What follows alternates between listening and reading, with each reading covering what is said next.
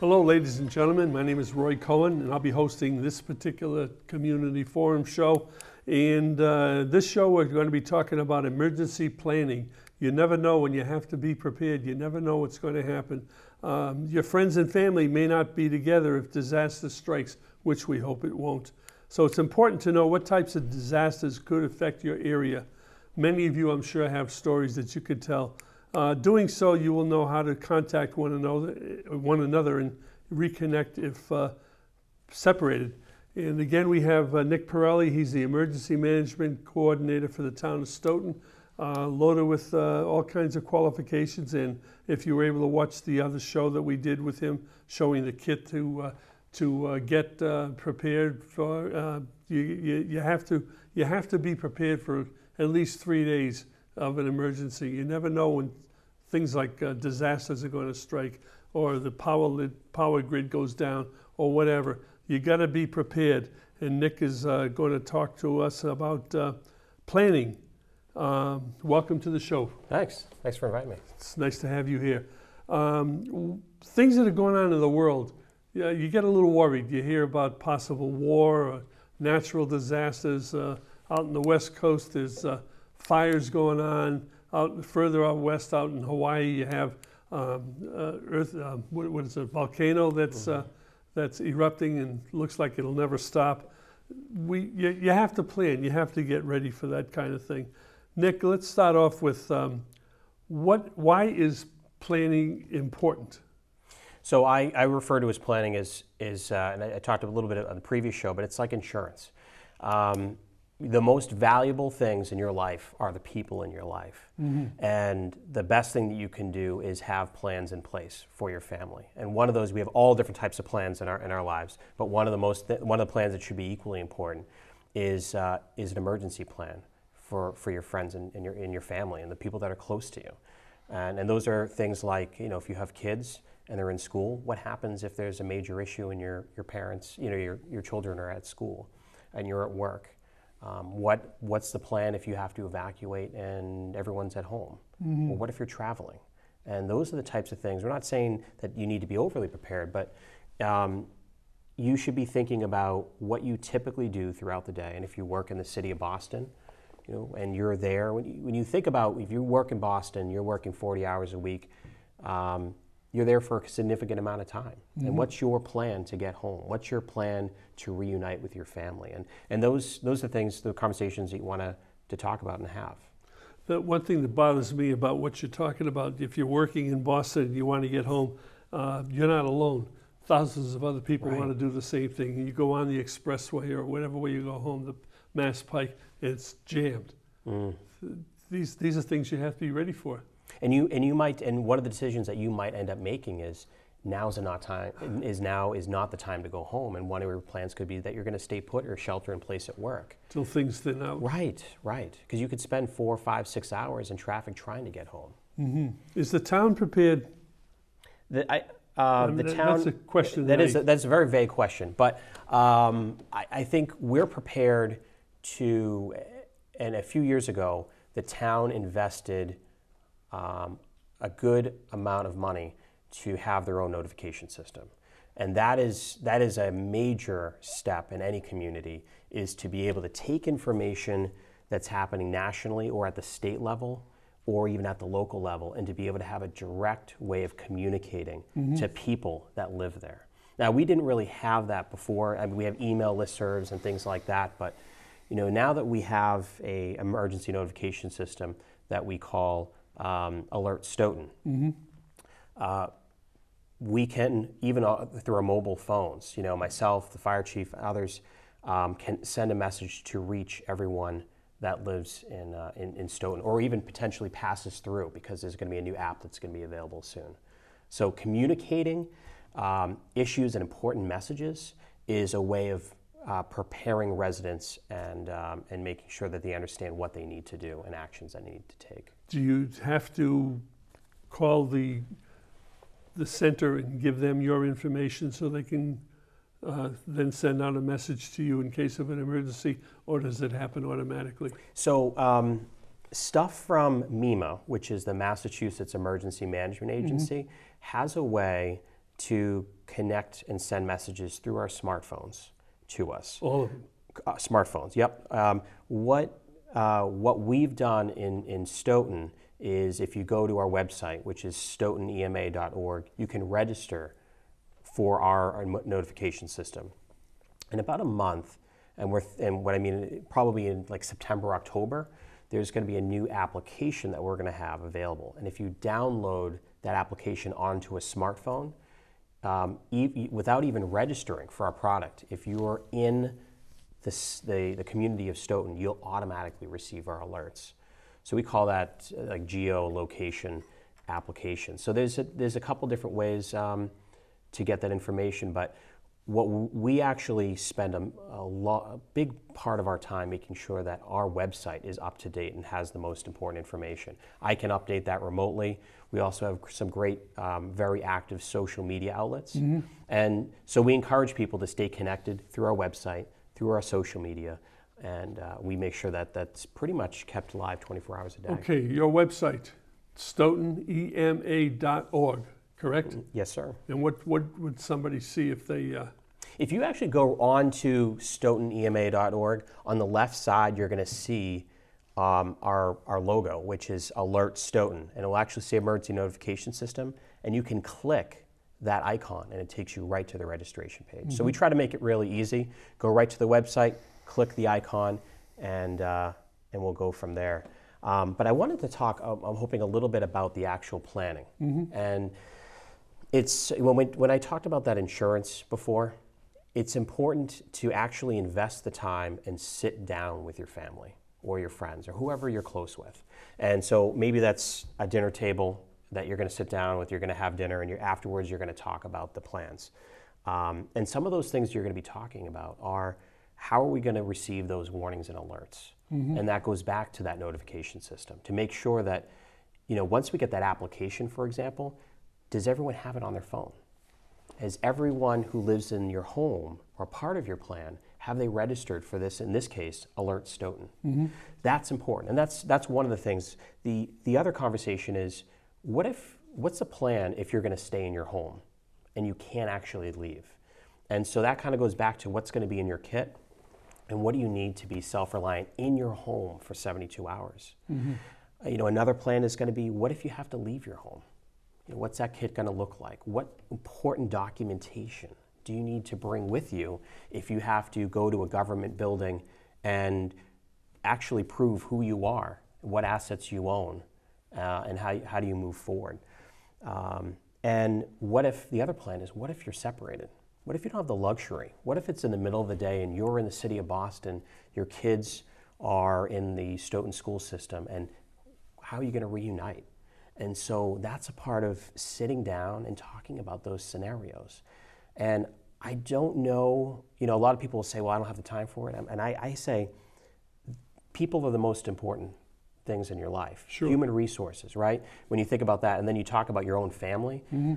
How on earth could you say that planning is not an important part? Oh, it is. It can be very frustrating not to be able to find members of your family. Right. Right. Because you didn't plan a meeting location or whatever. Right. The other thing, I don't mean to interrupt you. No, it's fine. You got to make sure your phone is charged. Right. Very well charged. Right. And even sometimes having let me show you something real quick. Having a backup charger is good. I always put things in plastic bags because it's electronic and you want to make sure it stays dry. But I always carry a couple of these. And you can get them anywhere, and this is just an example of a backup battery charger. You can charge it in your car, mm-hmm. And it will usually charge your phone a full charge. Mm-hmm. And you can get all different types. Something like this costs $5 or $10, mm-hmm. and this is a nice insurance policy. Absolutely. Because if you can't get a hold of someone, it just creates, that anxiety goes up dramatically. And so having one of these for each one in your household is good, and making sure that it's charged and you're checking it to make sure it's charged. Just because you have it in your kit and it's charged doesn't mean 6 months later it's going to be fully charged. No, you got to constantly. Yeah, and I'm not saying all the time, but maybe every 2 months you go and you want to check that, and it's a nice thing to have. It's good to keep your phone plugged in the car if you have the ability to do so. I am in the car and I have two different two different tablets, my cell phone and my work tablet. Right. I keep them both plugged in all day long because I never know when I'm going to need it, and I have to be able to communicate. And if the phone is dead, I'm in trouble. And when we think about local stuff that's happening, when we're talking about like local weather, like if we're now in hurricane season, you know, if we're talking, if you see a hurricane that's going to be coming, you know it's going to be hitting in 3 to 5 days. Well, that last day, if you're not using your phone, it needs to be charged. It needs to be plugged in because you never know when you're going to lose that power. Rule number 1, charge your phone. Yes, sir. Rule number 2, charge your phone. Get it done. Without it, you're in trouble. Yeah. Okay. Yeah. We have a notification system. That's basically what you're talking about. Is there also, I understand we have a new system now that you can call, register, and give all your pertinent information, like what if you have certain illnesses that they should be aware of if they're coming to rescue you. That information pops up on their Right. screen. So we have something called Smart 911, and that's kind of the same product that Alert Stoughton is a part of. So you can go in and you can populate information. Maybe it could be that, let's say you live in an apartment building. It would be nice for emergency responders to know that what the access code is to your building. Yep. It would be nice to know that there's a dog in the unit, if there is, or if there's certain medications that one is taking. Those are really super helpful for emergency responders, and it can help get you the Medicare, the medical attention that you might need. Do people utilize that information? Do they add the information? I understand there's some reluctance on the part of some citizens to provide that information. Yeah, I mean, I think everyone gets a little, can be uncomfortable when you're putting information online. I look at it again. It's if that information can be used for emergency responders and save someone's life, I'm not quite sure how you argue with it. You've got to get over the paranoia. You have to. And, you know, our information is out there, but the most important thing is making sure that our emergency responders have the most important information about us. What other questions can we look at here? We have the notification system. You were talking about that. Specific needs. We're kind of talking about that with the 911 system, Smart 911. Yeah, Smart 911. So, you know, if you're a person that has individual or specific disabilities, it's good to know that if a person, if they're in a wheelchair, those are important things. Or if they have, maybe they have a hearing issue. So knowing that they might need to pound a lot louder on the door to realize that emergency responders are there. So when we talk about those specific needs, those are things that need to go into your plan as well. What about generators? I see a lot of ads on TV for small generators, like maybe $2,000 to have a generator hooked up in case there's a power failure. You can then, it'll automatically go on. Yeah, I mean, those are things to think about. I mean, there's different types. You have battery, you have gas, and the most important thing is you make sure that when you install them, that you get them professionally installed. That the biggest issues that we've seen is there's an exhaust that comes from those things, and making sure that it's properly ventilated in that exhaust, because people don't think about, they don't test their generators often, and they don't realize that sometimes the exhaust is actually going back into the house. Not good. Right. So it's just really important that if you're going to get them installed, that they get installed properly. Especially if you're a house that has wells, water wells. What am I trying to say? Wells for your water supply, for toilets, for drinking, etc. You got to keep them able to be operated. You need to have a generator. Correct. I would assume. Yeah, absolutely. You can't go wrong by having that extra power in the house. Again, that's just like building a kit. There's an investment of time and resources, and having that generator, there's an investment of time and resources as well. But the police department has one.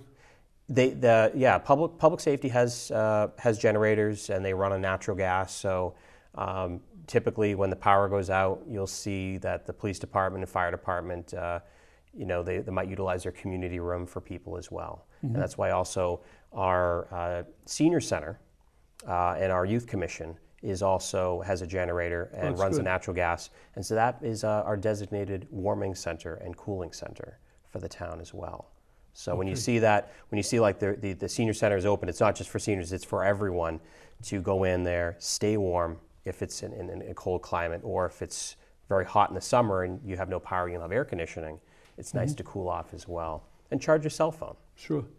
You have a couple of other items that we weren't able to show on the other show with the kit. Yeah, and just a couple, some stuff that's super simple, but we don't think about. Just having paper and pencil, because you might have to write down important notes. A lot of times we rely on our cell phones. Making sure that you have a Ziploc bag with a pencil sharpener, pens, pencils, and a notebook to write down very important information that might be given to you verbally. Some other stuff, depending on the issue, if you have pandemics or if there's public health related issues, it's nice to have a face mask and something that can be medical grade. This is something that we would recommend having in every kit. I'm not saying you have to go out and get a pandemic type, but having something that can prevent certain vapors and coming in contact with sick people. It's amazing how even if as careful as we are, we touch our faces all the time. I'm and doing all it it takes right is now. and so this at least prevents some of those sicknesses that can happen. Another thing that I always carry, I call this my elements bag, and things like a poncho. Things like, if you're going to be having a kit and everyone's going to be leaving, do you really want to be lugging around 4 blankets? But an emergency blanket that costs you $1 will keep you warm. And That's just one there? that's just one blanket. But 4 of these, you think about how big a blanket is for 4 different people. Bug repellent and sunscreen as well. Sometimes having individual packets are super helpful. I just think you want to make sure that you're as healthy as possible, and if you're outside a lot, even if it's a cool day and you have the sun on you all day, you can get sick. The same thing, because this area does have, we are seeing mosquitoes that have illness in Stoughton, and it's nice to have the mosquito stuff as well. Hand warmers, another super easy thing to carry with you, especially in the cold climate. People forget about it, think about camping, but it's nice to have those, to put them in your shoes, especially if you're dealing with winter climate issues. How do you activate that? You can you squeeze them, you rip them open. There are different ways that they activate, but you can get these at any CVS or Walgreens, those small stores, during the winter time. It's a great thing to have. Interesting. Yeah. Let me see. One of your questions you wanted us to talk about, are businesses prepared? Yeah, and this is a thing to think about from 2 different perspectives. And one is, if you're in the city of Boston, using that as an example again, do you know if your business is prepared? And I mean that through, do they have a plan in place to shelter you if you can't go home? The other thing that local businesses... What do you think the percentage of... I think it's actually pretty low. What we've seen is nationwide is that people wait until there's a major disaster that impacts their organization, and then they go into the planning mode, and they realize, or if their organization survives. The other part of that whole thing is business continuity. So a lot of places even in Stoughton need to be thinking about, especially small businesses, if they're out of power for 4 or 5 days, what plans do they have in place to be financially stable if they lose that amount of business? But Generators. Yeah, that's one. And making sure that the credit card machines are working and things like that as well. But also, how can they utilize that to partner with the town to continue to provide things like groceries and other things as well. And you see like large places like in Stoughton, like Price Right and Stop and Shop, that will have generators for a limited amount of time. But what about those other smaller businesses? And they need to be thinking about if generators and other things are going to be helpful for them, so they can still be providing those services to the public. The other thing you want to do is make sure your gas tank is full. Absolutely, yeah. And it's not when the hurricane hits. It's making sure it's a few days beforehand that your gas tank is full. Before there's a line. Before there's a line, and also before. Remember when we talked about disruption of services and supply chains.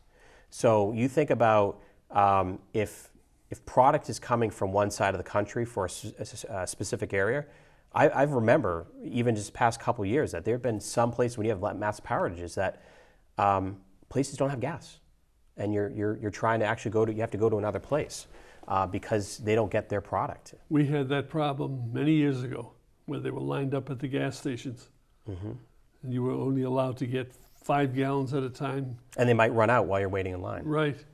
And so it's a part of your planning. They say, all right, if we have something coming in, or if there's a hurricane coming in, or if we're seeing a major storm, you know what? Let's just go get some gas. Let's get the groceries that we need, and not wait until it's super hectic. I think that you need to find a way to get this information out to the public more readily than telling them to go on the website, like an ad in the Penny Saver in case of an emergency. Tell them where to look, just so they don't have to scramble. Yeah, that's a great idea, and we're trying to figure out ways to connect to the public more. Things like farmers markets and other special events, and having tables out there. But you're right, Penny Saver is a great way in Stoughton to do that. In case of an emergency, this is the site that you should look at. Right, we want people to keep going to the website and finding that information. And when we do public tabling events, we'll make sure that we have stuff about planning and about the kits as well. It's just important to make sure that a lot of times people wait until there's a major issue, and then they get impacted by it. And then once they're impacted, they realize it's important. We don't want that to happen. We want to have what our vision is, a community prepared. And I believe we can take baby steps and start building that kit. And I think the first step is to sit down with your friends and your family at a dinner table and have the conversation and say, are we prepared? Good question. Yeah. And the answer hopefully is yes. Yes, sir. Or if not, what do we have to do to become prepared? Right.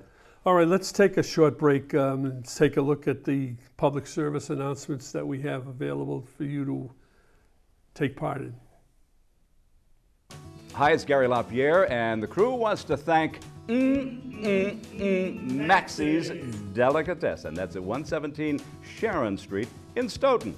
They're 781-341-1662. American Cancer Society, yes, they're looking for volunteers. Drive cancer patients to and from their treatments. 1-800-ACS-6662. Or just go to www.cancer.org. Ilsa Mark's Food Pantry in St. Anthony's Free Market, 2 Park Avenue in Stoughton. For more information, call Christine Gallagher. That's at 781-341-0611 or 781-341-0549. Meals on Wheels. Just ask for Jessica. You'll find her at 781-344-8882, extension 2. Stoughton Penny Saver. Our business is advertising your business, they tell us. 27 Rose Glen Street, Stoughton, 781-344-4833. Community Forum showtimes in Stoughton. It's Thursday, Friday, Saturday, and Sunday at 6 p.m., Monday at 8 p.m., Tuesday at 5 p.m. It's on Comcast Channel 9 and Verizon Channel 28. All comments and suggestions welcome. Contact us at communityforum1@yahoo.com. Samaritans, they're at 41 West Street on the 4th floor in Boston, 02111. Their phone number is 617-536-2460. 24-hour helplines for Samaritans, and the number is 877-870-HOPE. That's 877-870-4673.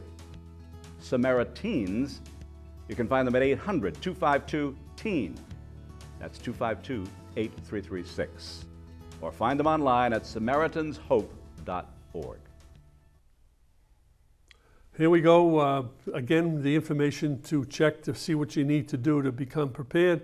You go to the Stoughton website, stoughtonema.org, or you can go to Nick's personal line, Pirelli at stoughtonmad.com, stoughton-mad.com.